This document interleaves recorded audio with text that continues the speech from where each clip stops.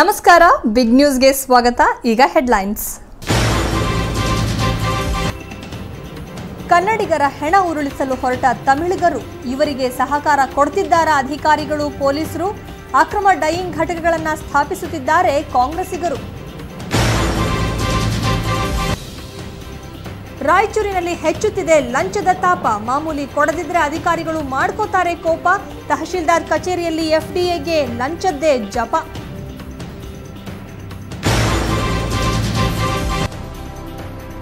ರಾಜ್ಯದಲ್ಲಿ ಸಾಲ ಮನ್ನಾ ಮಾಡಿದೆ ನಮ್ಮ ಸಮ್ಮಿಶ್ರ ಸರ್ಕಾರ.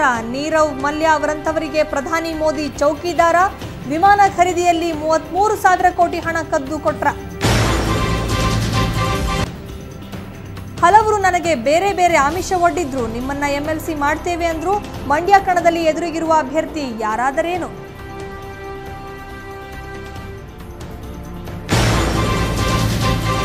ಹಾವೇರಿಯ ಕಾಂಗ್ರೆಸ್ ಅಭ್ಯರ್ಥಿ ಯಾರು? ಅಖಾಡಕ್ಕಿಳಿಯುತ್ತೇನೆ ಅಂತಿದ್ದಾರೆ ಹಲವು ನಾಯಕರು.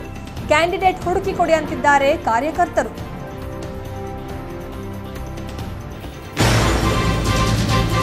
ಕಳ್ಳಂಬೆಳ್ಳ ಪೊಲೀಸ್ ಠಾಣೆ ದೆವ್ವದ ಕಾಟ. ಠಾಣೆಯ ಮುಂಭಾಗ ಆತ್ಮಗಳ ಓಡಾಟ. ಆದ್ರೀಗ ಗೊತ್ತಾಯ್ತು, ಇದು ಬೆಳಕಿನ ಹುಳುಗಳ ಹಾರಾಟ.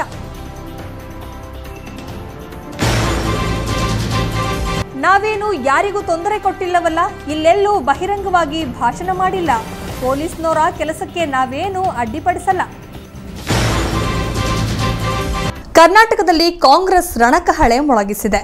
ಕೆಲ ದಿನಗಳ ಹಿಂದಷ್ಟೇ ಕಲಬುರಗಿಯಲ್ಲಿ ಬಿಜೆಪಿ ಬೃಹತ್ ಸಮಾವೇಶ ನಡೆಸಿ ಕಾಂಗ್ರೆಸ್ ವಿರುದ್ಧ ಟೀಕಾಪ್ರಹಾರ ನಡೆಸಿತ್ತು. ಸದ್ಯ ಇದಕ್ಕೆ ತಿರುಗೇಟು ಎಂಬಂತೆ ಇಂದು ಅದೇ ಕಲಬುರಗಿಯಲ್ಲಿ ಕಾಂಗ್ರೆಸ್ ಬಿಜೆಪಿ ವಿರುದ್ಧ ತೊಡೆ ತೊಟ್ಟಿ ಚುನಾವಣಾ ಅಖಾಡಕ್ಕಿಳಿದಿದೆ. ಅಷ್ಟಕ್ಕೂ ಇಂದಿನ ಸಮಾವೇಶದಲ್ಲಿ ಏನೆಲ್ಲ ಆಯ್ತು ಅನ್ನೋ ಫುಲ್ ಡೀಟೇಲ್ಸ್ ಈ ಸ್ಟೋರಿಲಿದೆ ನೋಡಿ. ಕಲಬುರಗಿ ಜಿಲ್ಲೆಯಲ್ಲಿ ಕಾಂಗ್ರೆಸ್ ಬೃಹತ್ ಸಮಾವೇಶ ಹಮ್ಮಿಕೊಂಡಿತ್ತು. ಸದ್ಯ ಸಮಾವೇಶದಲ್ಲಿ ಪಾಲ್ಗೊಳ್ಳಲು ಆಗಮಿಸಿದ ರಾಹುಲ್ ಗಾಂಧಿಯನ್ನು ರಾಜ್ಯ ಕಾಂಗ್ರೆಸ್ ನಾಯಕರು ಸಂಭ್ರಮದಿಂದ ಸ್ವಾಗತಿಸಿದರು. ಕಲಬುರಗಿ ವಿಮಾನ ನಿಲ್ದಾಣಕ್ಕೆ ರಾಹುಲ್ 12:40ಕ್ಕೆ ಬರಬೇಕಿತ್ತು. ಆದರೆ 30 ನಿಮಿಷ ತಡವಾಗಿ ಬಂದಿದ್ದರಿಂದ ರಾಜ್ಯ ಕಾಂಗ್ರೆಸ್ ನಾಯಕರಾದ ಶಾಸಕಾಂಗ ಪಕ್ಷದ ನಾಯಕ ಸಿದ್ದರಾಮಯ್ಯ, ಉಪಮುಖ್ಯಮಂತ್ರಿ ಪರಮೇಶ್ವರ್, ಕೆಪಿಸಿಸಿ ಅಧ್ಯಕ್ಷ ದಿನೇಶ್ ಗುಂಡೂರಾವ್ ರಾಹುಲ್ ಗಾಂಧಿಗಾಗಿ 2 ಗಂಟೆಗಳ ಕಾಲ ಕಾದು ಕುಳಿತಿದ್ರು. ತಡವಾಗಿ ಬಂದ ರಾಹುಲ್ ಗಾಂಧಿ ಅವರನ್ನ ರಾಜ್ಯ ನಾಯಕರು ಅದ್ದೂರಿಯಾಗಿ ಸ್ವಾಗತಿಸಿದರು. ನಂತರ ರಾಹುಲ್ ಗಾಂಧಿ ಅವರು ನೇರವಾಗಿ ವಿಮಾನ ನಿಲ್ದಾಣದಿಂದ ಕಾರ್ಯಕ್ರಮಕ್ಕೆ ತೆರಳಿದರು. ಇದಾದ ಬಳಿಕ ಕಲಬುರಗಿಯ ಎನ್ವಿ ಕಾಲೇಜು ಮೈದಾನದಲ್ಲಿ ಹಮ್ಮಿಕೊಂಡಿದ್ದ ಸಮಾವೇಶದಲ್ಲಿ ಮಾತನಾಡಿದ ಕಾಂಗ್ರೆಸ್ ಅಧ್ಯಕ್ಷ ರಾಹುಲ್ ಗಾಂಧಿ, ಪ್ರಧಾನಿ ನರೇಂದ್ರ ಮೋದಿ ತಮ್ಮನ್ನು ತಾವು ಚೌಕಿದಾರ ಎಂದು ಹೇಳಿಕೊಳ್ಳುತ್ತಾರೆ. ಆದರೆ ಅವರು ಯಾರಿಗೆ ಚೌಕಿದಾರ ಅಂತ ಪ್ರಶ್ನಿಸಿದರು. ಜೊತೆಗೆ ಪ್ರಧಾನಿ ಮೋದಿ ಅವರು ಅನಿಲ್ ಅಂಬಾನಿ, ನೀರವ್ ಮೋದಿ, ವಿಜಯ್ ಮಲ್ಯ ಅವರಂತಹವರಿಗೆ ಚೌಕಿದಾರ್ ಆಗಿದ್ದಾರೆ ಅಂತ ವ್ಯಂಗ್ಯವಾಡಿದರು. ಅಲ್ಲದೆ ಮೋದಿಯವರೇ ರಫೇಲ್ ಯುದ್ಧ ವಿಮಾನ ಖರೀದಿ ಒಪ್ಪಂದದ ಹೆಸರಿನಲ್ಲಿ 33,000 ಕೋಟಿ ರೂಪಾಯಿ ಹಣ ಕದ್ದು ಅನಿಲ್ ಅಂಬಾನಿಗೆ ಕೊಟ್ಟಿದ್ಯಾಕೆ ಅಂತ ದಯವಿಟ್ಟು ದೇಶಕ್ಕೆ ತಿಳಿಸಿ. ಇದು ಭಾರತೀಯ ವಾಯುಪಡೆಗೆ ಸೇರಿದ ಹಣ ಅಲ್ಲವೇ ಅಂತ ಪ್ರಶ್ನಿಸಿದರು. ಇದಲ್ಲದೆ ನಾವು ರೈತರ ಸಾಲ ಮನ್ನಾ ಮಾಡಿಲ್ಲ ಎಂದು ಪ್ರಧಾನಿ ಮೋದಿ ಹೋದಲ್ಲಿ ಬಂದಲ್ಲಿ ಹೇಳುತ್ತಾರೆ. ಆದರೆ ವಾಸ್ತವದಲ್ಲಿ ನಾವು ಸಾಲ ಮನ್ನಾ ಮಾಡಿದ್ದೇವೆ, ಕೊಟ್ಟ ಮಾತಿನಂತೆ ನಡೆದುಕೊಂಡಿದ್ದೇವೆ. ಕರ್ನಾಟಕದಲ್ಲಿ ಅಷ್ಟೇ ಅಲ್ಲ, ಮಧ್ಯಪ್ರದೇಶ, ರಾಜಸ್ಥಾನ ಮತ್ತು ಛತ್ತೀಸ್ಗಢದಲ್ಲೂ ಕೂಡ ರೈತರ ಸಾಲ ಮನ್ನಾ ಮಾಡಿದ್ದೇವೆ. ನಾವು ಕೊಟ್ಟ ಮಾತಿನಂತೆ ನಡೆದುಕೊಂಡಿದ್ದೇವೆ. ವೇದಿಕೆ ಮೇಲೆ ನೀಡಿದ ಭರವಸೆಯನ್ನು ಚಾಚೂ ತಪ್ಪದೆ ಈಡೇರಿಸಲು ಪ್ರಯತ್ನಿಸುತ್ತೇವೆ ಅಂತ ಹೇಳಿದರು.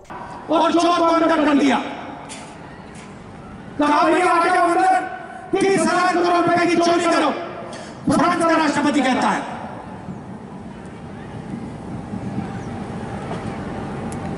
सीबीआई का डायरेक्टर कहता है चलो भाई मैं इंक्वायरी करूंगा, चौकीदार ने चोरी की है।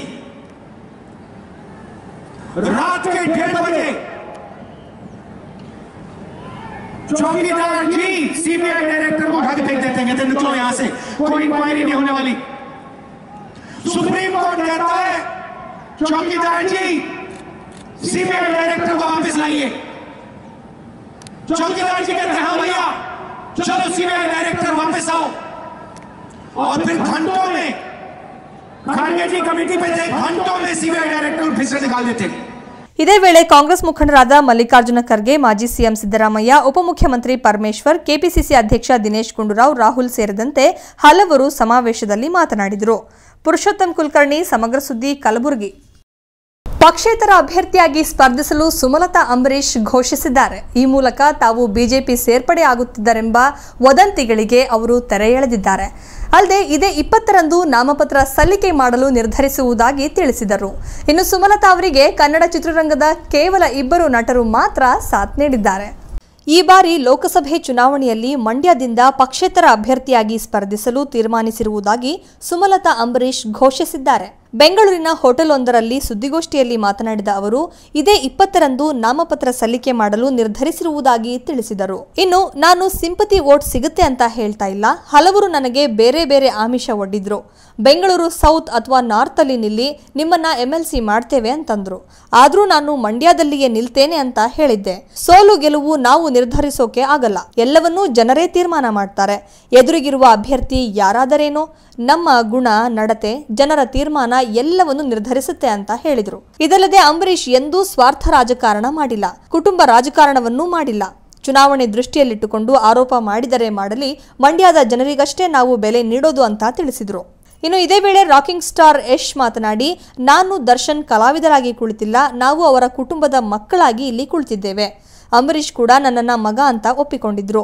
ನಾವು ಯಾವುದೇ ಯೋಚನೆ ಮಾಡುವ ಅವಶ್ಯಕತೆ ಇಲ್ಲ, ನಾವು ಅವರೆಲ್ಲಿ ಇರ್ತಾರೋ ಅಲ್ಲಿ ಹೆಜ್ಜೆ ಇಡ್ತೇವೆ ಅಂತ ಹೇಳಿದ್ರು. ಇನ್ನು ಚಾಲೆಂಜಿಂಗ್ ಸ್ಟಾರ್ ದರ್ಶನ್ ಮಾತನಾಡಿ, ಬೇರೆಯವರನ್ನು ಬೊಟ್ಟು ಮಾಡಿ ನಾವು ಹೋಗಲ್ಲ, ಮನೆಯ ಮಕ್ಕಳಾಗಿ ನಾವು ಅವರನ್ನ ಬೆಂಬಲಿಸುತ್ತಿದ್ದೇವೆ. ನಾನು 4 ಎಲೆಕ್ಷನ್ ಕ್ಯಾಂಪೇನ್ ಮಾಡಿದ್ದೇನೆ, 1 MP 3 MLA ಎಲೆಕ್ಷನ್ ಪ್ರಚಾರ ಮಾಡಿದ್ದೇನೆ. ಜೊತೆಗೆ ಬೇರೆಯವರ ಬಗ್ಗೆಯೂ ಪ್ರಚಾರ ಮಾಡಲು ಹೋಗಿದ್ದೆ. ಅಂಬರೀಶ್ ಹೇಳಿದರು, ನಾನು ಹೋಗಿದ್ದೆ. ಈಗ ನಿಖಿಲ್ ನಿಂತಿರಬಹುದು, ಆದರೆ ಒಬ್ಬರಿಗೆ ಮಾತ್ರ ಸಪೋರ್ಟ್ ಮಾಡಬಹುದಾಗಿದೆ. ಹಾಸನದಲ್ಲಿ ಪ್ರಜ್ವಲ್ ಕೂಡ ಉತ್ತಮ ಸ್ನೇಹಿತರು, ಅವರು ಕರೆದರೆ ಅಲ್ಲಿಯೂ ಹೋಗಿ ಪ್ರಚಾರ ಮಾಡುತ್ತೇನೆ ಅಂತ ತಿಳಿಸಿದ್ರು. ಇನ್ನು ಈ ನಡುವೆ ಅಂಬರೀಶ್ ಪುತ್ರ ಅಭಿಷೇಕ್ ಕೂಡ ಮಾತನಾಡಿ, ರಾಜಕೀಯ ಅನ್ನೋದು ಬಿಸ್ನೆಸ್ ಅಲ್ಲ, ನಾವಾಗಿಯೇ ಅಲ್ಲಿಗೆ ಹೋಗೋಕೆ ಆಗಲ್ಲ, ಜನರ ಇಚ್ಛೆ ಇದ್ರೆ ಮಾತ್ರ ಅಲ್ಲಿಗೆ ಹೋಗೋಕೆ ಸಾಧ್ಯ ಅಂತ ಪರೋಕ್ಷವಾಗಿ ದೇವೇಗೌಡರಿಗೆ ಟಾಂಗ್ ನೀಡಿದ್ರು. ನ್ಯೂಸ್ ಬ್ಯೂರೋ ಸಮಗ್ರ ಸುದ್ದಿ. ಬೆಂಗಳೂರು ನಗರದಲ್ಲಿ ಸದ್ದಿಲ್ಲದೆ ಅಕ್ರಮವಾಗಿ ತಲೆ ಎತ್ತಿವೆ ಡೈಯಿಂಗ್ ಘಟಕಗಳು. ಅಲ್ಲದೆ ಈ ಡೈಯಿಂಗ್ ಘಟಕಗಳು ನಡೆಯೋದಕ್ಕೆ ಪರಿಸರ ನಿಯಂತ್ರಣ ಮಂಡಳಿ, ಬೆಸ್ಕಾಂ ಹಾಗೂ ಪೊಲೀಸರ ಸಹಕಾರ ಇದೆ ಎಂಬ ಆರೋಪ ಕೂಡ ಕೇಳಿ ಬಂದಿದೆ. ಸದ್ಯ ಸಮಗ್ರ ಟಿವಿ ನಡೆಸಿರುವ ಕಾರ್ಯಾಚರಣೆಯಲ್ಲಿ ಡೈಯಿಂಗ್ ಘಟಕಗಳ ಅಕ್ರಮ ಸೆರೆಯಾಗಿದ್ದು, ಅದರ ಸ್ಪೆಷಲ್ ಸ್ಟೋರಿ ಇಲ್ಲಿದೆ ನೋಡಿ. ರಾಜ್ಯದ ರಾಜಧಾನಿ ಬೆಂಗಳೂರು. ಸದ್ಯ ಇಂತಹ ನಗರದಲ್ಲಿ ಅದೆಷ್ಟೋ ರೀತಿಯಾದ ಕ್ರೈಮ್, ಮರಳು ದಂಧೆ, ರಿಯಲ್ ಎಸ್ಟೇಟ್, ಭೂಮಾಫಿಯಾ, ಅರಣ್ಯ ಒತ್ತುವರಿ, ಮೋಸ, ವಂಚನೆ, ದರೋಡೆ ದಿನೇ ದಿನೇ ನಡೆಯೋದನ್ನ ನಾವು ನೋಡಿದ್ದೇವೆ, ಕೇಳಿದ್ದೇವೆ. ಇದೀಗ ಈ ಪ್ರಕರಣದ ಪಟ್ಟಿಗೆ ಹೊಸ ಸೇರ್ಪಡೆ ಅಕ್ರಮ ಡೈಯಿಂಗ್ ಘಟಕಗಳು, ಅರ್ಥಾತ್ ಬಟ್ಟೆಗಳಿಗೆ ಬಣ್ಣ ಹಾಕುವ ಘಟಕಗಳು. ಅಂದಹಾಗೆ ತಮಿಳುನಾಡಿನ ತಿರುಪ್ಪೂರು ಜಿಲ್ಲೆಯಲ್ಲಿ 700ಕ್ಕೂ ಹೆಚ್ಚು ಡೈಯಿಂಗ್ ಘಟಕಗಳಿದ್ದವು. ಅವು ಅಲ್ಲಿನ ನದಿ, ಕೆರೆ, ಹಳ್ಳಗಳಿಗೆ ರಾಸಾಯನಿಕಯುಕ್ತ ನೀರು ಬಿಡುತ್ತಿದ್ದ ವಿಷಯ ಕೆಲವು ವರ್ಷಗಳ ಹಿಂದೆ ಮದ್ರಾಸ್ ಹೈಕೋರ್ಟ್ ಮೆಟ್ಟಿಲೇರಿತ್ತು. ಕೋರ್ಟ್ ಆದೇಶದ ಮೇರೆಗೆ ತಮಿಳುನಾಡಿನ ಮಾಲಿನ್ಯ ನಿಯಂತ್ರಣ ಮಂಡಳಿ ಆ ಘಟಕಗಳನ್ನು ಮುಲಾಜಿಲ್ಲದೆ ಮುಚ್ಚಿಸಿತು. ಪರಿಣಾಮವಾಗಿ ಅವುಗಳ ಮಾಲೀಕರು ಈಗ ಬೆಂಗಳೂರಿಗೆ ವಲಸೆ ಬಂದಿದ್ದಾರೆ.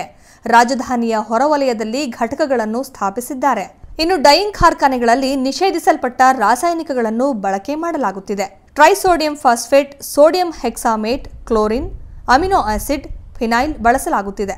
ಕೆರೆಗಳಲ್ಲಿನ ಮೀನುಗಳು, ಜಲಚರಗಳು ಈ ವಿಷವನ್ನು ಕುಡಿದು ಸಾವನ್ನಪ್ಪುತ್ತಿವೆ. ಇಂತಹ ರಾಸಾಯನಿಕಗಳನ್ನು ಬಳಸಿ ಡೈಯಿಂಗ್ ಮಾಡಲಾದ ಬಟ್ಟೆಗಳಿಂದ ಚರ್ಮ ರೋಗ, ತುರಿಕೆ, ಅಲರ್ಜಿ ಸೇರಿದಂತೆ ಲಿವರ್, ಕಿಡ್ನಿ ಕಾಯಿಲೆಗಳು ಕೂಡ ಉಂಟಾಗುತ್ತವೆ ಎಂದು ಅಧ್ಯಯನ ವರದಿಗಳು ಹೇಳುತ್ತವೆ. ಸದ್ಯ ಈ ಡೈಯಿಂಗ್ ಘಟಕಗಳು ಬೆಂಗಳೂರು ನಗರ ಮತ್ತು ಗ್ರಾಮಾಂತರವಾಗಿರುವ ಕೆಆರ್ಪುರ, ವರ್ತೂರು, ಸರ್ಜಾಪುರ, ಹೊಸಕೋಟೆ, ಆನೇಕಲ್, ಕನಕಪುರ ರಸ್ತೆ, ಕೆಂಗೇರಿ, ಬನಶಂಕರಿ ಮುಂತಾದ ಪ್ರದೇಶದಲ್ಲಿ ತಲೆ ಎತ್ತಿದ್ದು, ಹೆಚ್ಚಾಗಿ ಪೂರ್ವ ತಾಲೂಕು ಕೆಆರ್ಪುರ ಹಾಗೂ ಮಹದೇವಪುರ ಕ್ಷೇತ್ರದ ಮೇಡಹಳ್ಳಿ, ಅವಲಹಳ್ಳಿ, ಅದೂರು, ರಾಂಪುರ, ಬೆಳ್ಳಂದೂರು, ವರ್ತೂರಿನ ಕೆರೆ ಇರುವ ಜಾಗಗಳಲ್ಲಿ ನಿರ್ಮಾಣಗೊಂಡಿದೆ.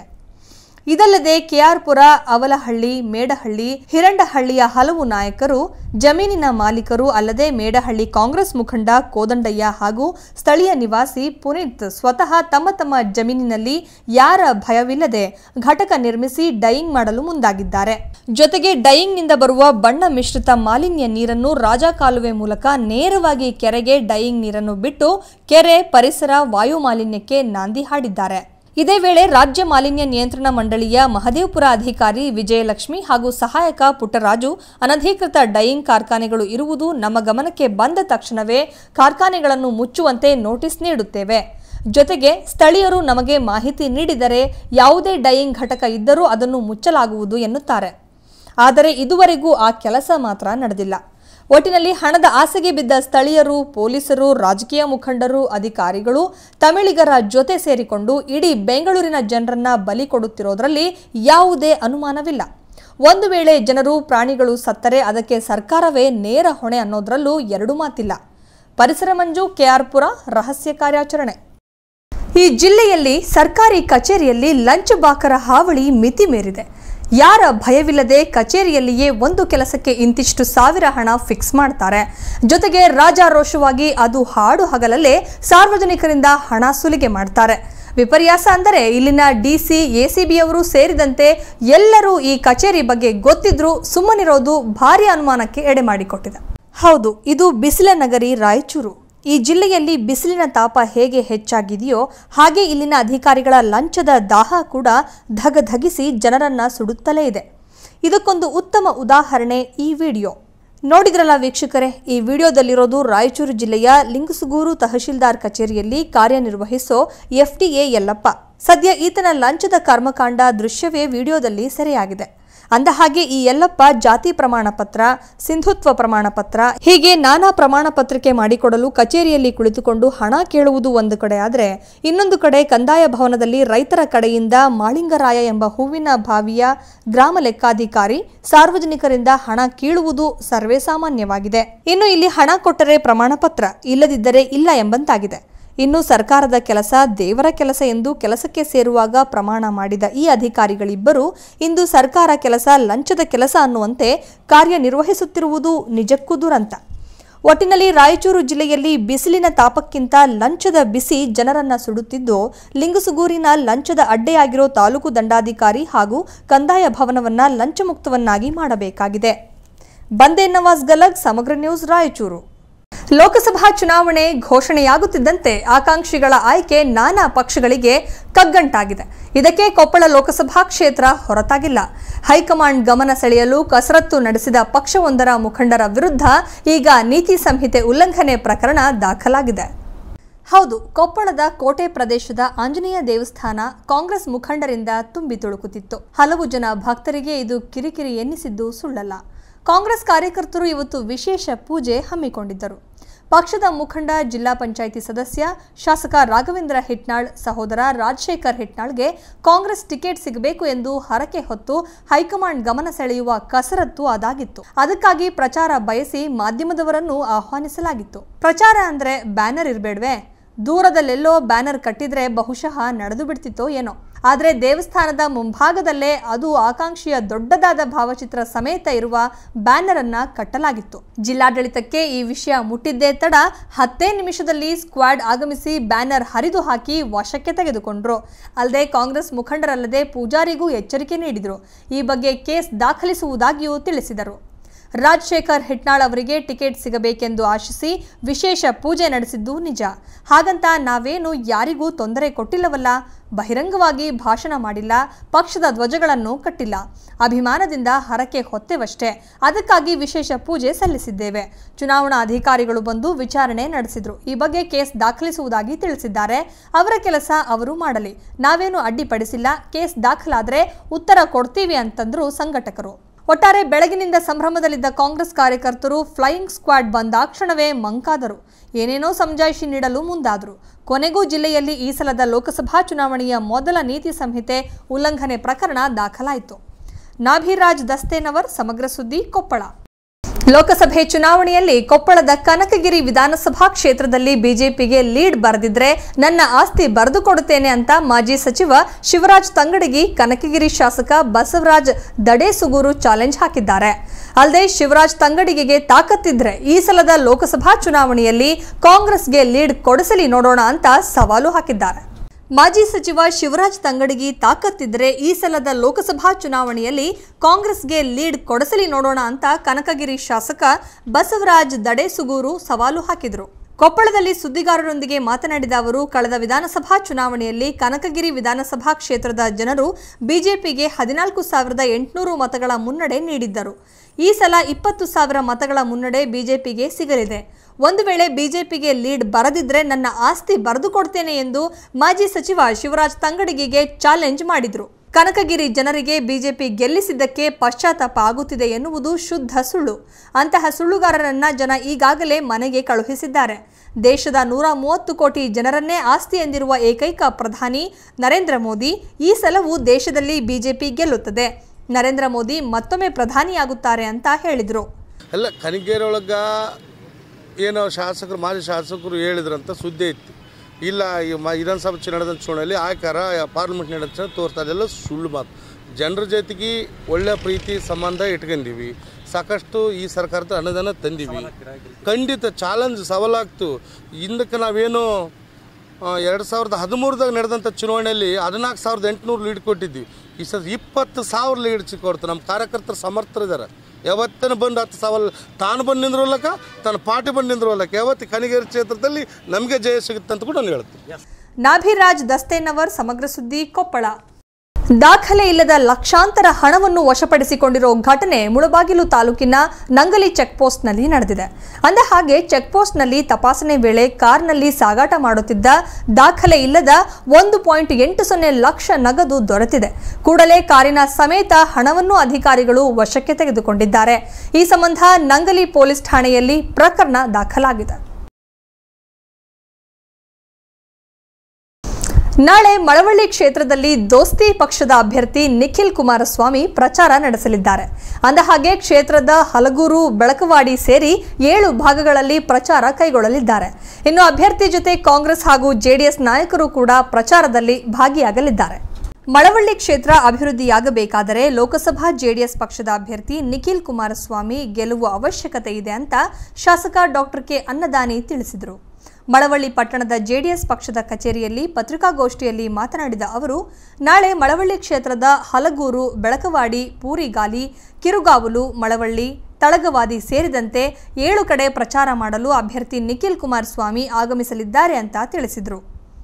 ಇನ್ನು ನಾಳಿನ ಪ್ರಚಾರದ ವೇಳೆ ನಿಖಿಲ್ ಕುಮಾರಸ್ವಾಮಿಗೆ ಜೆಡಿಎಸ್ ಹಾಗೂ ಕಾಂಗ್ರೆಸ್ ನಾಯಕರುಗಳು ಸಾಥ್ ನೀಡಲಿದ್ದು, ವಿಧಾನ ಪರಿಷತ್ ಸದಸ್ಯ ಮರಿತಿಬ್ಬೇಗೌಡರು ಸೇರಿದಂತೆ ಅನೇಕ ಗಣ್ಯರು ಆಗಮಿಸಲಿದ್ದಾರೆ ಅಂತ ತಿಳಿಸಿದರು.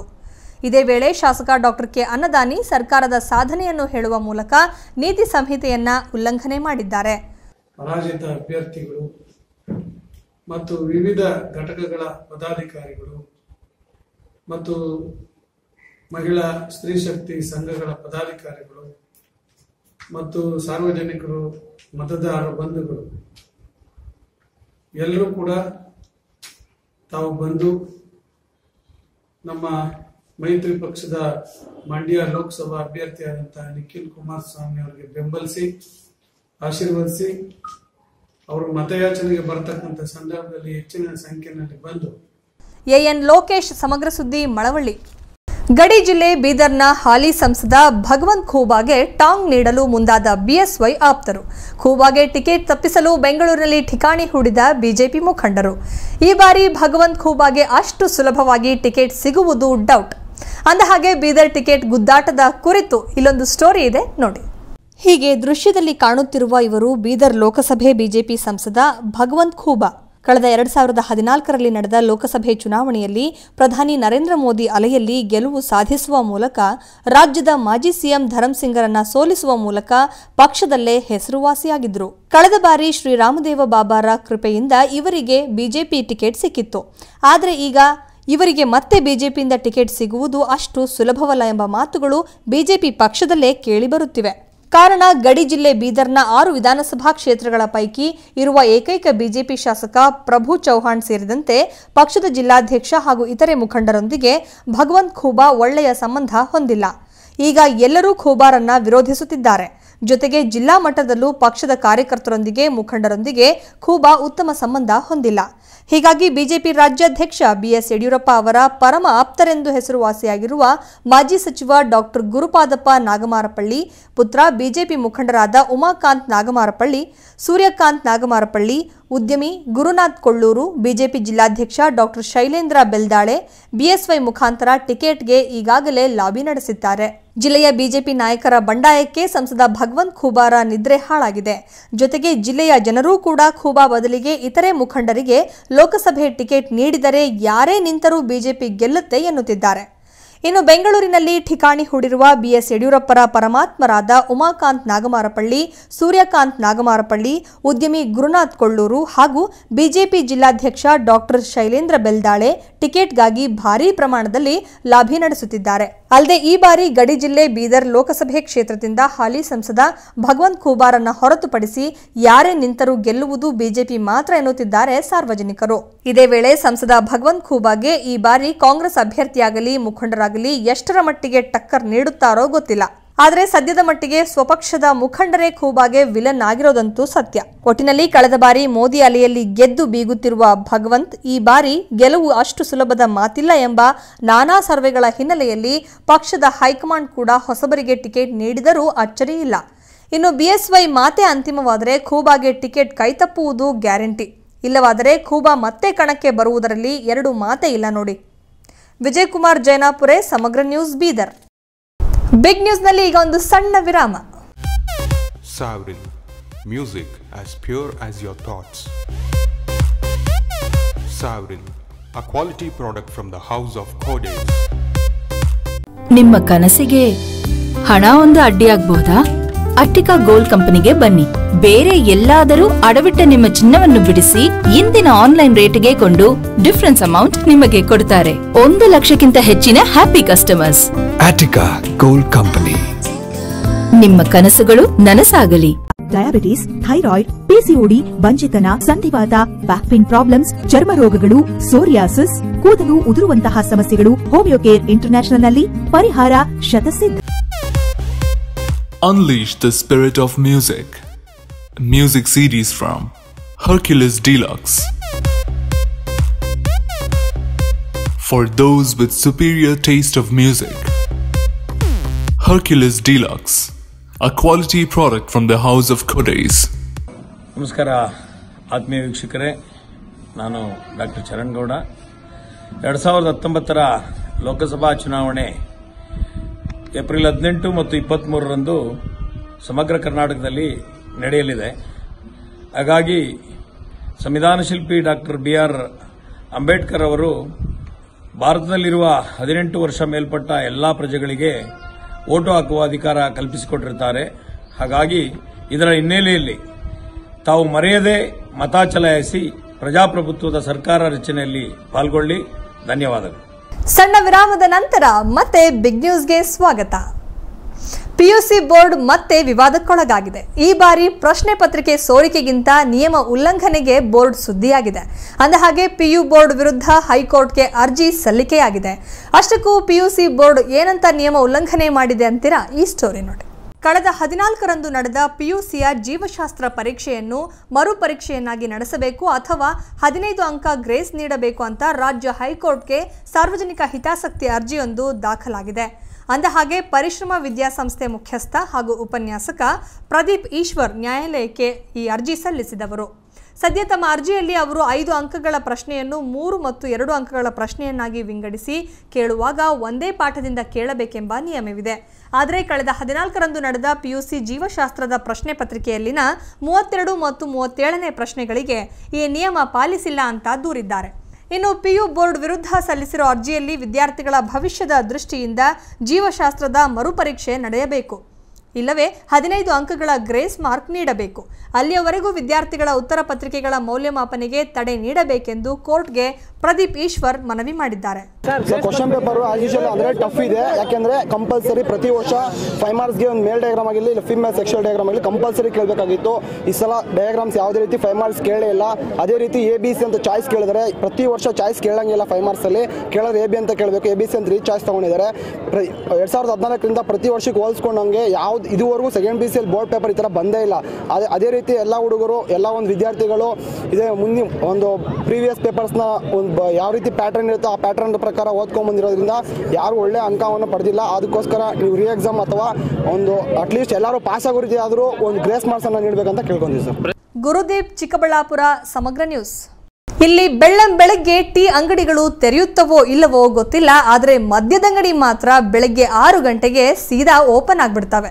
ಹೀಗಾಗಿ ಕುಡುಕರು ಮುಂಜಾನೆಯೇ ಈ ಅಂಗಡಿಯಲ್ಲಿ ಮದ್ಯ ಕುಡಿದು ತೂರಾಡ್ತಾ ಮನೆ ಸೇರ್ತಾರೆ. ಅಂದ ಹಾಗೆ ಎಲ್ಲಪ್ಪ ಈ ಎಣ್ಣೆ ಅಂಗಡಿ ಇರೋದು ಅಂತೀರಾ? ಈ ಸ್ಟೋರಿ ನೋಡಿ. ಶ್ರೀನಿವಾಸಪುರದ ತಾಡಿಗೋಲ್ ಗ್ರಾಮದ ಸಮೀಪವಿರುವ ಶ್ರೀ ಗಂಗಾ ಎಂಟರ್ಪ್ರೈಸಸ್ ಬಾರ್ನ ಮಾಲೀಕ ಸರ್ಕಾರದ ಆದೇಶಗಳನ್ನು ಗಾಳಿಗೆ ತೂರಿದ್ದಾನೆ. ಅಂದಹಾಗೆ ಸರ್ಕಾರವು ಬಾರ್ ಅಂಡ್ ರೆಸ್ಟೋರೆಂಟ್ಗಳಿಗೆ ಸಾರ್ವಜನಿಕರ ಆರೋಗ್ಯದ ಹಿತದೃಷ್ಟಿಯಿಂದ ಹಲವು ನಿಯಮಗಳನ್ನು ಜಾರಿಗೆ ತರುತ್ತದೆ. ಆದರೆ ಈ ಬಾರ್ ಮಾಲೀಕ ಮಾತ್ರ ಯಾವುದೇ ನಿಯಮಗಳನ್ನು ಪಾಲಿಸುತ್ತಿಲ್ಲ. ಬದಲಿಗೆ ಬೆಳಗ್ಗೆ 6 ಗಂಟೆಗೆ ಮದ್ಯದಂಗಡಿ ತೆರೆದು ತನ್ನ ಸ್ವಂತ ಲಾಭಕ್ಕಾಗಿ ಬಡ ಸಾರ್ವಜನಿಕರ ಆರೋಗ್ಯವನ್ನ ಲೆಕ್ಕಿಸದೆ ವಹಿವಾಟು ನಡೆಸುತ್ತಿದ್ದಾನೆ. ಹೀಗಾಗಿ ಕುಡುಕರು ಮುಂಜಾನೆಯೇ ಈ ಅಂಗಡಿಯಲ್ಲಿ ಮದ್ಯ ಕುಡಿದು ತೂರಾಡ್ತಾ ಮನೆ ಸೇರ್ತಾರೆ. ಇನ್ನು ಈ ವಿಷಯ ತಿಳಿದ ಅಬಕಾರಿ ನಿರೀಕ್ಷಕ ಅರುಣ್ ಕುಮಾರ್ ಮದ್ಯದಂಗಡಿ ತೆರೆದು ಮಾರಾಟ ಮಾಡುತ್ತಿರುವ ಕೆಲ ವಿಡಿಯೋಗಳ ಆಧಾರದ ಮೇಲೆ ಪ್ರಕರಣ ಸಂಖ್ಯೆ 26/2018 and 2019 ರ ಪ್ರಕಾರ ಈ ವಹಿವಾಟು ದಂಡನಾರ್ಹವೆಂದು ಕೇಸ್ ದಾಖಲಿಸಿದ್ದಾರೆ. ಈ ಮೂಲಕ ಕಾನೂನು ಉಲ್ಲಂಘನೆ ಮಾಡಿದವರ ವಿರುದ್ಧ ಕಟ್ಟುನಿಟ್ಟಿನ ಕ್ರಮ ಕೈಗೊಳ್ಳುವುದಾಗಿ ಎಚ್ಚರಿಕೆ ನೀಡಿದ್ದಾರೆ. ಇವತ್ತೇ 6:15 ಓಪನ್ ಮಾಡಿದ್ರು. ಪೇಪರ್ ಹಾಕಕ್ಕಾದ್ರೆ ಪೇಪರ್ ಹಾಕಬೇಕು, ಎಣ್ಣೆ ಹಾಕಿ ಮಾರ್ತಾ ಇದ್ದಾರೆ. ಇಲ್ಲ ಸರ್, ಇವರು ಹೋಗ್ತಿರು 19 ಸುಮಾರು ನಾನು ಇದ್ನಲ್ಲ ಸರ್ ಅಂತ ರೇಟು ಭಾರಿ ಡಿಫ್ರೆನ್ಸ್ ಮಾಡ್ತಾ ಇದ್ದೀರಾ ನೀವು? ಸರ್ ರೇಟ್ಗಳು ಜಾಸ್ತಿ ಮಾಡ್ತಾ ಇದ್ದೀರಾ? ಸರ್ ಇಷ್ಟ ಮಾರ್ಬೇಕಂತ ನಿಮಗೆ ಇದಿಲ್ವಾ? ಯಾಕೆ ತೆಗ್ದಿದ್ದೀರಾ? ರಾಮ್ ಚರಣ್, ಸಮಗ್ರ ಸುದ್ದಿ, ಶ್ರೀನಿವಾಸಪುರ. ಇದು ದಲಿತರು ವಾಸ ಮಾಡ್ತಿರೋ ಗ್ರಾಮ. ಆದರೆ ಈ ಗ್ರಾಮದಲ್ಲಿ ಅಕ್ರಮವಾಗಿ ಗೋಮಾಂಸದ ಅಂಗಡಿ ತೆರೆಯಲಾಗಿದೆ. ಈ ಪರಿಣಾಮ ನೆಮ್ಮದಿಯಿಂದ ಜೀವನ ನಡೆಸುತ್ತಿದ್ದ ದಲಿತರಿಗೆ ಇದರಿಂದ ಸಂಕಷ್ಟ ಎದುರಾಗಿದೆ. ಅಷ್ಟಕ್ಕೂ ಯಾವುದು ಈ ಗ್ರಾಮ? ಈ ಸ್ಟೋರಿ ನೋಡಿ. ಹೌದು, ಬೇಲೂರು ತಾಲೂಕಿನ ಅರೇಹಳ್ಳಿಯ ಕೇಶವನಗರದಲ್ಲಿ ಸರಿಸುಮಾರು 300 ದಲಿತ ಕುಟುಂಬಗಳು ಜೀವನ ನಡೆಸುತ್ತಿವೆ. ಅಲ್ಲದೆ ಈ ಗ್ರಾಮದಲ್ಲಿ ನಾವುಗಳು ಯಾವ ಮೇಲ್ಜಾತಿಯ ಜನರಿಗೆ ಕಡಿಮೆ ಇಲ್ಲ ಎಂಬಂತೆ ದಲಿತರು ವಾಸವಾಗಿದ್ದಾರೆ. ಜೊತೆಗೆ ರಾಜಕಾರಣಿಗಳನ್ನ ಪಟ್ಟು ಹಿಡಿದು ಗ್ರಾಮಕ್ಕೆ ಬೇಕಾಗುವ ಮೂಲಭೂತ ಸೌಕರ್ಯ ಪಡೆದು ಇಡೀ ಗ್ರಾಮವನ್ನ ಸುಂದರ ಗ್ರಾಮವನ್ನಾಗಿ ಮಾಡಲು ಇಲ್ಲಿನ ಜನನಾಯಕರು ಸೇರಿದಂತೆ ಹಲವರು ಶ್ರಮಿಸಿದ್ದಾರೆ. ಆದರೆ ಈ ಗ್ರಾಮದಲ್ಲಿ ಶ್ರೀ ಭೈರವೇಶ್ವರ ದೇವಾಲಯ, ಸರ್ಕಾರಿ ಶಾಲೆ, ಅಂಗನವಾಡಿ ಹಾಗೂ ಅತಿ ಹೆಚ್ಚು ಮನೆಗಳು ಇರೋ ಜಾಗದಲ್ಲಿ ಅಕ್ರಮವಾಗಿ ಗೋಮಾಂಸದ ಅಂಗಡಿ ತಲೆ ಎತ್ತಿದೆ. ಹೀಗಾಗಿ ಇಲ್ಲಿನ ಜನರು ಜೀವನ ನಡೆಸುವುದು ಕಷ್ಟಕರವಾಗಿ ಪರಿಣಮಿಸಿದೆ. 300 ದಲಿತ ಮನೆಗಳಿದ್ದು ಈ ದಲಿತ ಕೇರ್ಗಳಲ್ಲಿ ಒಂದು ಕನ್ನಡ ಶಾಲೆ ಇದ್ದು, ಹಿರಿಯ ಪ್ರಾಥಮಿಕ ಶಾಲೆ ಇದೆ ಮತ್ತು ಊರು ಗ್ರಾಮತೆ ದೊಡ್ಡ ದೇವಸ್ಥಾನ ಕೂಡ ಇದೆ. ನೂರಾರು ಭಕ್ತರು ಬಂದು ದಿನ ಹೋಗ್ತಾ ಇದ್ದಾರೆ. ಈ ಸಂದರ್ಭದಲ್ಲಿ ಊರಲ್ಲಿ ಅಭಿವೃದ್ಧಿಗೋಸ್ಕರ ನಮ್ಮ ಗೆದ್ದಿರ್ತಕ್ಕಂಥ ಏರಿಯಾ ಮೆಂಬರ್ಗಳು ಕೂಡ ಕೆಲಸನಲ್ಲಿ ಕಾರ್ಯಗಳನ್ನು ಊರನ್ನ ಅಚ್ಚುಕಟ್ಟು ಮಾಡಿ ಮುಂದುವರಿಸಿದ್ದಾರೆ. ಆದರೆ ಇಂಥ ಸಂದರ್ಭದಲ್ಲಿ ಕೋಮುವಾದಿಗಳು ದಲಿತರನ್ನ ಬಳಸ್ಕೊಂಡು ಏಕಾಏಕಿ ಬಂದು ಒಂದು ಗೋಮಾಂಸದ ಅಂಗಡಿಯನ್ನು ತೆರೆದರೆ ಇದು ನಮಗೆ ಅಸಮಾಧಾನ ಉಂಟು ಮಾಡಿದೆ. ಊರಲ್ಲಿ ಅಶಾಂತಿ ಉಂಟು ಮಾಡ್ತಾಯಿದ್ದಾರೆ. ಯಾಕಂದರೆ ತಿನ್ನೊಂದು ಜನಾಂಗ ತಿನ್ನಲಿ ಬೇಡ ಅಂತ ನಾವು ಹೇಳೋಕ್ಕಲ್ಲ. ಇರ್ತಕ್ಕಂಥ ದಲಿತರು ಸಾಮಾನ್ಯವಾಗಿ ಒಂದು ಕೂಲಿಗೆ ಹೋದರೆ ಸಾಮಾನ್ಯ 220-230 ರೂಪಾಯಿ ಸಂಬಳ ತಗೊಂತಾರೆ. ಅದರಲ್ಲಿ ದಿನಗಾಗಿರೆ ದಿನಸಿಗಳ ಅಂಗಡಿಗಳಲ್ಲಿ ಮದ್ಯ ಮಾರಾಟ ಮಾಡಿ ಅದನ್ನು ಕೂಡ ಪೋಲ್ ಮಾಡಿ ಮನೆಗೆ ಮಾನಸಿಕವಾಗಿ ಹಿಂಸೆ ಆಗಿ ಮಕ್ಕಳಿಗೆ ವಿದ್ಯಾಭ್ಯಾಸ ಎಲ್ಲಕ್ಕೂ ತೊಂದರೆ ಆಗ್ತದೆ. ಮತ್ತು ಇದು ಸಾಲದಕ್ಕೆ ಗೋಮಾಂಸ ಅಂಗಡಿ ಮಾಡಿ ಈಗ ಊರಲ್ಲಿ ಅಶಾಂತಿ ಉಂಟು ಮಾಡ್ತಾರೆ. ಅಂದಹಾಗೆ ಈ ಗೋಮಾಂಸದ ಅಂಗಡಿಯ ಹಿಂದೆ ಕಾಣದ ಕೆಲ ರಾಜಕಾರಣಿಗಳು ಸೇರಿ ಕೆಲವು ಅಧಿಕಾರಿಗಳ ಹೆಸರು ಕೂಡ ಕೇಳಿ ಬರ್ತಿದೆ. ಜೊತೆಗೆ ಇಲ್ಲಿನ ಗ್ರಾಮ ಪಂಚಾಯಿತಿ ಅಧಿಕಾರಿಗಳು ಇದರ ಬಗ್ಗೆ ಗಮನ ಹರಿಸದಿರುವುದು ಹಲವು ಅನುಮಾನಕ್ಕೂ ಎಡೆ ಮಾಡಿಕೊಟ್ಟಿದೆ. ಒಟ್ನಲ್ಲಿ ಈ ಗ್ರಾಮದಲ್ಲಿ ಅಕ್ರಮವಾಗಿ ಗೋಮಾಂಸದ ಅಂಗಡಿ ತೆರೆದಿರುವವರ ವಿರುದ್ಧ ಕಾನೂನು ಕ್ರಮ ಕೈಗೊಂಡು ಇಲ್ಲಿನ ಜನರ ನೆಮ್ಮದಿ ಬದುಕಿಗೆ ಅನುವು ಮಾಡಿಕೊಡಬೇಕಾಗಿದೆ. ಈ ಕೆಲಸವನ್ನ ವೃತ್ತ ನಿರೀಕ್ಷಕ ಲೋಕೇಶ್ ಮಾಡ್ತಾರಾ ಅನ್ನೋದನ್ನ ಕಾದು ನೋಡಬೇಕಾಗಿದೆ. ದಿನೇಶ್ ಬೆಳ್ಳಾವರ, ಸಮಗ್ರ ಸುದ್ದಿ, ಬೇಲೂರು. ಸಹಕಾರ ಸಚಿವರೇ, ನಮಗೆ ನ್ಯಾಯ ಸಿಗುವವರೆಗೂ ನಾವು ಇಲ್ಲಿಂದ ಕದಲಲ್ಲ. 24 ಹಳ್ಳಿಯ ಜನರ ಕೈಕಾಲು ಹಿಡಿದು ಕೇಳಿಕೊಂಡು ಚುನಾವಣೆ ಬಹಿಷ್ಕಾರ ಮಾಡಲು ಮನವಿ ಮಾಡಿಕೊಳ್ಳುತ್ತೇವೆ. ಹೀಗಂತ ಕಾರಂಜ ಸಂತ್ರಸ್ತರು ಗುಡುಗಿದ್ದಾರೆ. ಅಲ್ಲಿಗೆ ಬೀದರ್ ಲೋಕಸಭೆ ಚುನಾವಣೆಗೆ ಕಾರಂಜ ಹೋರಾಟ ಬಿಸಿ ತಟ್ಟಿಸಿದೆ. ಲೋಕಸಭೆ ಚುನಾವಣೆ ಬಹಿಷ್ಕರಿಸಿ 28 ಹಳ್ಳಿಯ ಕಾರಂಜ ಸಂತ್ರಸ್ತರು ಬೀದರ್ ಜಿಲ್ಲಾಧಿಕಾರಿ ಕಚೇರಿ ಮುಂದೆ ಮತ್ತೆ ಅನಿರ್ದಿಷ್ಟಾವಧಿ ಧರಣಿಗೆ ನಿರ್ಧರಿಸಿದ್ದಾರೆ. ಸದ್ಯ ಕಾರಂಜ ಸಂತ್ರಸ್ತರು ಬ್ಲಾಕ್ ಪೆಂಡಾಲ್ ಹಾಕಿ ಜಿಲ್ಲಾಧಿಕಾರಿ ಕಚೇರಿ ಮುಂದೆ ಧರಣಿ ನಡೆಸಲು ಮುಂದಾಗಿದ್ದಾರೆ. ಇದೇ ವೇಳೆ ಮಾತನಾಡಿರೋ ಕಾರಂಜ ಸಂತ್ರಸ್ತರು, ಕಾರಂಜ ಹಿತರಕ್ಷಣಾ ವೇದಿಕೆ ಕಳೆದ ಬಾರಿ ಅನಿರ್ದಿಷ್ಟಾವಧಿ ಧರಣಿಯನ್ನ ಕೈಗೊಂಡಿತ್ತು. ಸಹಕಾರ ಸಚಿವ ಬಂಡೆಪ್ಪ ಅವರ ಭರವಸೆ ಹಿನ್ನೆಲೆಯಲ್ಲಿ ಧರಣಿಯನ್ನ ಕೈಬಿಟ್ಟಿದ್ದೆವು. ಬಂಡೆಪ್ಪ ಕಾಶೆಂಪುರ್ ರವರು ಸಿಎಂ ಕುಮಾರಸ್ವಾಮಿ, ಡಿಕೆ ಶಿವಕುಮಾರ್, ಈಶ್ವರ್ ಖಂಡ್ರೆ ಅವರನ್ನ ವಿಧಾನಸೌಧಕ್ಕೆ ಕರೆಸಿಕೊಂಡು ಭೇಟಿ ಮಾಡಿಸಿ ಬೇಡಿಕೆ ಈಡೇರಿಸಿಕೊಡುವ ಭರವಸೆ ನೀಡಿ ಮೋಸ ಮಾಡಿ ನಮಗೆ ಧರಣಿ ಹಿಂಪಡೆಯುವಂತೆ ಮಾಡಿದ್ದರು. ಆದರೆ ನಾವು ಈ ಬಾರಿ ಯಾರೇ ಬಂದರೂ ಏನೇ ಹೇಳಿದರೂ ಯಾವುದಕ್ಕೂ ಬಗ್ಗಲ್ಲ, ಯಾವುದಕ್ಕೂ ಜಗ್ಗಲ್ಲ. ಭರವಸೆಗಳು ಸಾಕು. ಸಹಕಾರ ಸಚಿವರೇ, ನಮಗೆ ನ್ಯಾಯ ಸಿಗುವವರೆಗೂ ನಾವು ಇಲ್ಲಿಂದ ಕದಲಲ್ಲ. ಅಲ್ಲದೆ 24 ಹಳ್ಳಿಯ ಜನರ ಕೈಕಾಲು ಹಿಡಿದು ಕೇಳಿಕೊಂಡು ಚುನಾವಣೆ ಬಹಿಷ್ಕಾರ ಮಾಡಲು ಮನವಿ ಮಾಡಿಕೊಳ್ಳುತ್ತೇವೆ. ಬೇಡಿಕೆ ಈಡೇರುವವರೆಗೂ ಧರಣಿ ಹಿಂಪಡೆಯುವುದಿಲ್ಲ. ಯಾರೇ ನಾಯಕರು ಬೀದರ್ ಜಿಲ್ಲೆಗೆ ಪ್ರಚಾರಕ್ಕೆ ಬಂದರೂ ಅವರಿಗೆ ಘೇರಾವ್ ಹಾಕುತ್ತೇವೆಂದು ಎಚ್ಚರಿಕೆ ನೀಡಿದ್ದಾರೆ. ವಿಜಯ್ ಕುಮಾರ್ ಜೈನಾಪುರೆ, ಸಮಗ್ರ ನ್ಯೂಸ್, ಬೀದರ್. ದೆವ್ವವೆಂಬುದು ಇದೆಯೋ ಇಲ್ಲವೋ ಕಂಡವರಿಲ್ಲ. ಆದರೆ ಕೆಲವೊಮ್ಮೆ ಊಹೆಗೆ ನಿಲುಕದ ಘಟನೆಗಳು ಮಾತ್ರ ನಮ್ಮ ಸುತ್ತಮುತ್ತ ನಡೀತಾನೆ ಇರ್ತವೆ. ಇಂತಹದ್ದೇ ಘಟನೆಯೊಂದರಲ್ಲಿ ಪೊಲೀಸ್ ಠಾಣೆಗೆ ಆತ್ಮಗಳು ಬಂದು ಹೋಗುತ್ತಿರುವ ದೃಶ್ಯ ಸಿಸಿಟಿವಿಯಲ್ಲಿ ಸೆರೆಯಾಗಿದೆ. ಆದರೆ ಪೊಲೀಸರು ಮಾತ್ರ ಇದು ಆತ್ಮವಲ್ಲ, ಯಾವುದೋ ಬೆಳಕಿನ ಹುಳು ಅಂತ ಸ್ಪಷ್ಟಪಡಿಸಿದ್ದಾರೆ. ಹೌದು, ತುಮಕೂರು ಜಿಲ್ಲೆಯ ಶಿರಾದ ಕಳ್ಳಂಬೆಳ್ಳ ಪೊಲೀಸ್ ಠಾಣೆ ಎದುರು ಮನುಷ್ಯನ ಸ್ವರೂಪದ ಬಿಂಬಗಳು ಓಡಾಡುತ್ತಿರುವ ವಿಚಿತ್ರ ದೃಶ್ಯಾವಳಿಗಳು ಸಿಸಿ ಕ್ಯಾಮೆರಾದಲ್ಲಿ ಸೆರೆಯಾಗಿದ್ದು ಭಯ ಮನೆ ಮಾಡಿತ್ತು. ಜೊತೆಗೆ ಪೊಲೀಸ್ ಠಾಣೆಯ ಸಿಸಿಟಿವಿ ಕ್ಯಾಮೆರಾದಲ್ಲಿ ಈ ಭಯಾನಕ ದೃಶ್ಯ ಸೆರೆಯಾಗಿತ್ತು. ಅಲ್ಲದೆ ಠಾಣೆಯ ಮುಂಭಾಗ ಬಾಗಿಲು ಬಳಿ ಬಂದು ಹೋಗುತ್ತಿರುವ ಆತ್ಮಗಳು ಕಾಂಪೌಂಡ್ ಒಳಗೆ ಅತ್ತಿಂದಿತ್ತ ಓಡಾಡುತ್ತಿರುವುದು ಸ್ಪಷ್ಟವಾಗಿತ್ತು. ಇದಲ್ಲದೆ ರಾಷ್ಟ್ರೀಯ ಹೆದ್ದಾರಿ 4ರ ಪಕ್ಕದಲ್ಲೇ ಈ ಪೊಲೀಸ್ ಠಾಣೆ ಇದೆ. ಇದರಿಂದ ಪೊಲೀಸರು ಆತ್ಮಗಳ ಕಾಟದಿಂದ ಮೊದಲು ದಂಗಾಗಿದ್ರು. ಪೊಲೀಸ್ ಠಾಣೆಗೆ ಆತ್ಮಗಳು ಬರುತ್ತಿದ್ದು ದೃಶ್ಯ ಕಂಡು ಪೊಲೀಸರು ಕೂಡ ಬೆರಗಾಗಿದ್ರು. ಆದ್ರೀಗ ದೆವ್ವಾಗಿವ್ವ ಏನೂ ಇಲ್ಲ, ಇದು ಬೆಳಕಿನ ಹುಳುಗಳ ಕಾಟ ಅಂತ ಅದೇ ಪೊಲೀಸ್ನವರು ತಿಳಿಸುತ್ತಾರೆ. ಒಟ್ಟಿನಲ್ಲಿ ದೆವ್ವವೆಂಬುದು ಇದೆಯೋ ಇಲ್ಲವೋ ಕಂಡವರಿಲ್ಲ. ಆದರೆ ಕೆಲವೊಮ್ಮೆ ಊಹೆಗೆ ನಿಲುಕದ ಘಟನೆಗಳು ಮಾತ್ರ ನಮ್ಮ ಸುತ್ತ ನಡೆಯುತ್ತವೆ.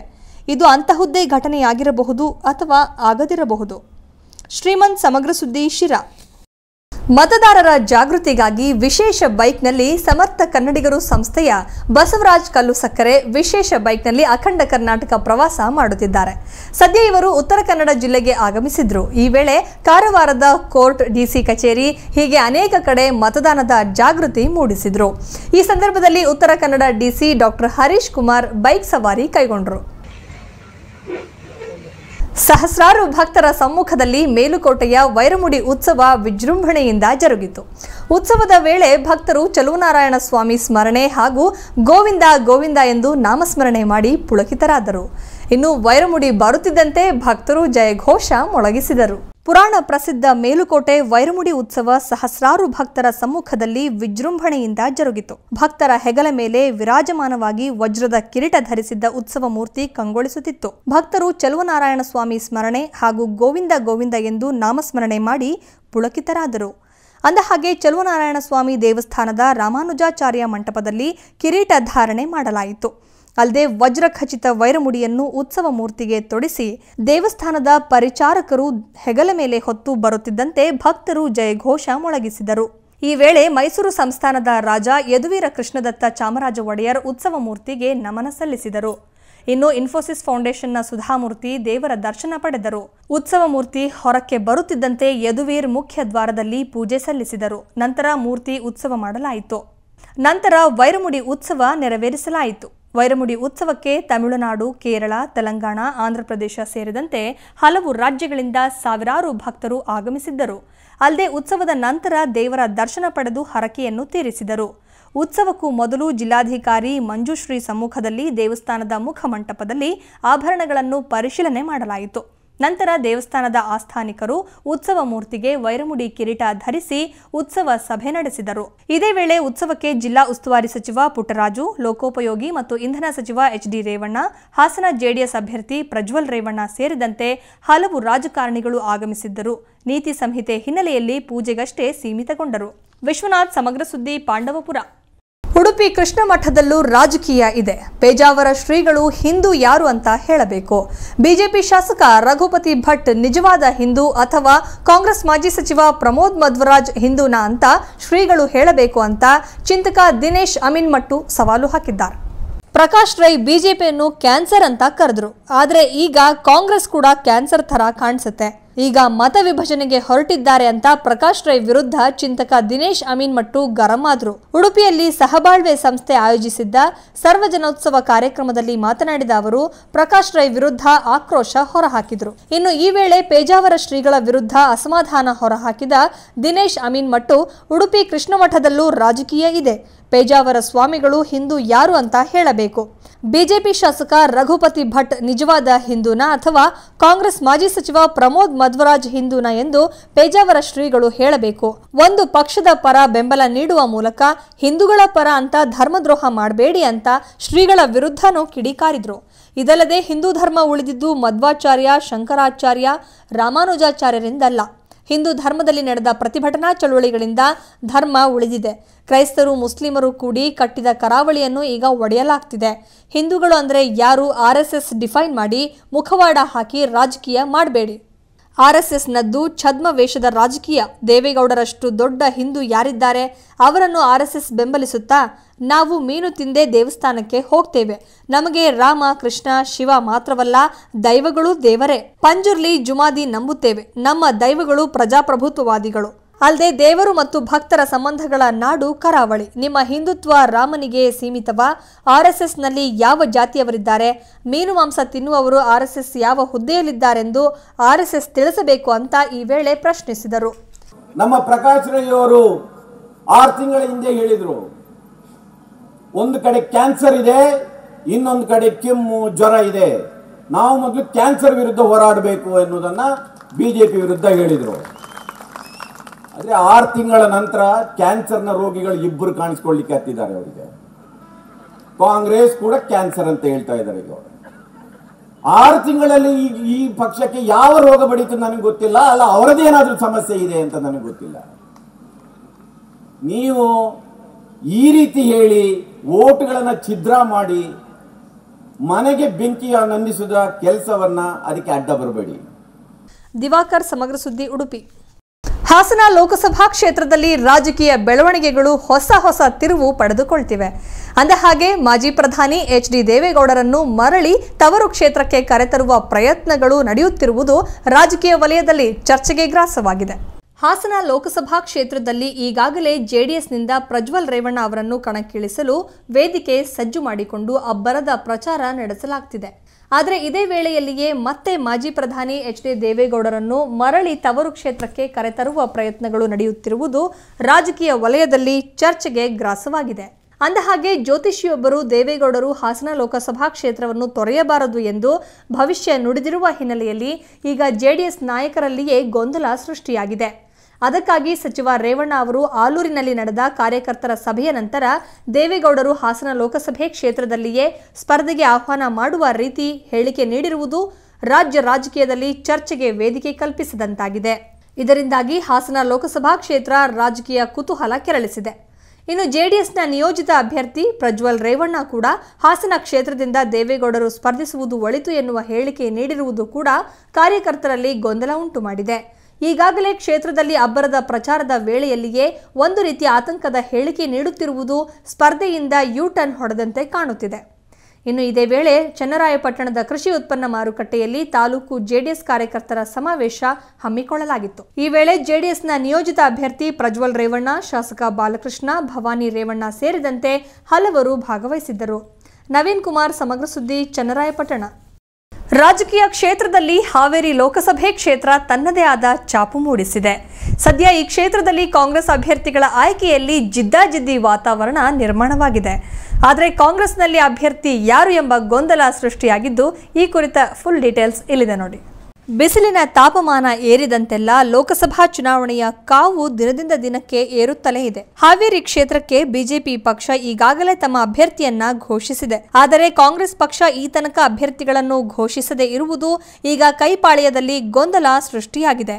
ನಾನು ಕೂಡ ಆಕಾಂಕ್ಷಿ ಅಭ್ಯರ್ಥಿ ಅಂತ ಕೈಪಾಳ್ಯದ ಹಲವು ನಾಯಕರು ಕೈ ಮೇಲೆತ್ತಿದ್ದಾರೆ.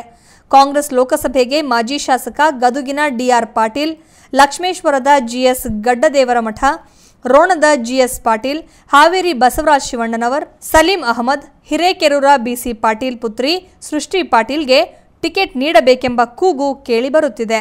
ಹೈಕಮಾಂಡ್ ಕೂಡಲೇ ಕಾಂಗ್ರೆಸ್ ಅಭ್ಯರ್ಥಿಯನ್ನ ಹುಡುಕಿಕೊಡಿ ಅಂತ ಹೈಕಮಾಂಡ್ಗೆ ಕಾಂಗ್ರೆಸ್ ಕಾರ್ಯಕರ್ತರು ಹೇಳುತ್ತಿದ್ದಾರೆ. ಕಾಂಗ್ರೆಸ್ನಲ್ಲಿ ಇನ್ನೂ ಒಂದು ಪಟ್ಟಿಯೂ ಬಿಡುಗಡೆ ಮಾಡಿಲ್ಲ. ಇದರಿಂದ ಗದಗ ಹಾವೇರಿ ಕಾಂಗ್ರೆಸ್ ಕಾರ್ಯಕರ್ತರಲ್ಲಿ ಸಾಕಷ್ಟು ಗೊಂದಲ ಉಂಟಾಗಿದೆ. ಕಾಂಗ್ರೆಸ್ನ ಘಟಾನುಘಟಿ ಹಾಗೂ ಕೆಪಿಸಿಸಿ ಪ್ರಚಾರ ಸಮಿತಿ ಅಧ್ಯಕ್ಷ ಎಚ್.ಕೆ. ಪಾಟೀಲ್ ಆಗಿರುವುದರಿಂದ ಅವರ ಸಹೋದರ ಡಿ.ಆರ್. ಪಾಟೀಲ್ಗೆ ಸಿಗಬಹುದು ಎಂಬ ನಿರೀಕ್ಷೆಗಳು ಗರಿಗೆದರಿವೆ. ಕಾಂಗ್ರೆಸ್ನ ಅನೇಕ ಆಕಾಂಕ್ಷಿಗಳ ನಡುವಿನ ಟಿಕೆಟ್ ಪೈಪೋಟಿಯಿಂದ ಕ್ಷೇತ್ರದ ಕಾಂಗ್ರೆಸ್ನಲ್ಲಿ ಸ್ವಲ್ಪ ಮಟ್ಟಿಗೆ ಭಿನ್ನಮತಕ್ಕೆ ಕಾರಣವಾಗಿದೆ. ಕಳೆದ 2 ಬಾರಿ ಸಲೀಂ ಅಹಮದ್ ಸೋಲುಂಡಿದ್ದಾರೆ. ಈ ಬಾರಿ ಬೇರೆಯವರಿಗೆ ಟಿಕೆಟ್ ನೀಡುವುದರ ಜೊತೆಗೆ ಆದಷ್ಟು ಬೇಗ ಅಭ್ಯರ್ಥಿಗಳ ಹೆಸರು ಘೋಷಣೆ ಮಾಡಬೇಕು ಅಂತಿದ್ದಾರೆ ಜಿಲ್ಲೆಯ ಕಾಂಗ್ರೆಸ್ ಕಾರ್ಯಕರ್ತರು.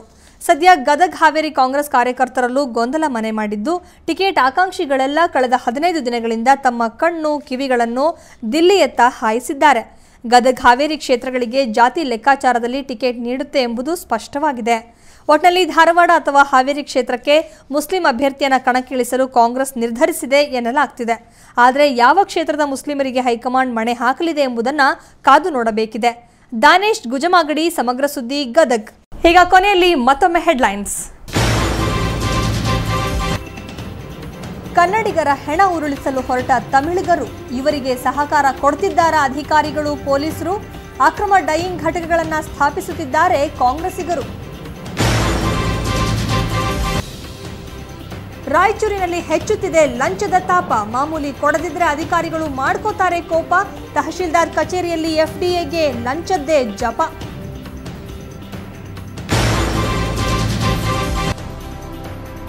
ರಾಜ್ಯದಲ್ಲಿ ಸಾಲ ಮನ್ನಾ ಮಾಡಿದೆ ನಮ್ಮ ಸಮ್ಮಿಶ್ರ ಸರ್ಕಾರ. ನೀರವ್ ಮಲ್ಯ ಅವರಂತವರಿಗೆ ಪ್ರಧಾನಿ ಮೋದಿ ಚೌಕಿದಾರ. ವಿಮಾನ ಖರೀದಿಯಲ್ಲಿ 33,000 ಕೋಟಿ ಹಣ ಕದ್ದು ಕೊಟ್ರ. ಹಲವರು ನನಗೆ ಬೇರೆ ಬೇರೆ ಆಮಿಷ ಒಡ್ಡಿದ್ರು, ನಿಮ್ಮನ್ನ ಎಂಎಲ್ಸಿ ಮಾಡ್ತೇವೆ ಅಂದ್ರು. ಮಂಡ್ಯ ಕಣದಲ್ಲಿ ಎದುರಿಗಿರುವ ಅಭ್ಯರ್ಥಿ ಯಾರಾದರೇನು?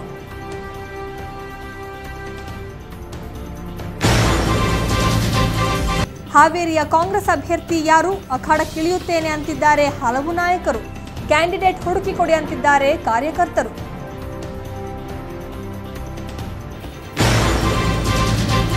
ಕಳ್ಳಂಬೆಳ್ಳ ಪೊಲೀಸ್ ಠಾಣೆ ದೆವ್ವದ ಕಾಟ. ಠಾಣೆಯ ಮುಂಭಾಗ ಆತ್ಮಗಳ ಓಡಾಟ. ಆದ್ರೀಗ ಗೊತ್ತಾಯ್ತು, ಇದು ಬೆಳಕಿನ ಹುಳುಗಳ ಹಾರಾಟ.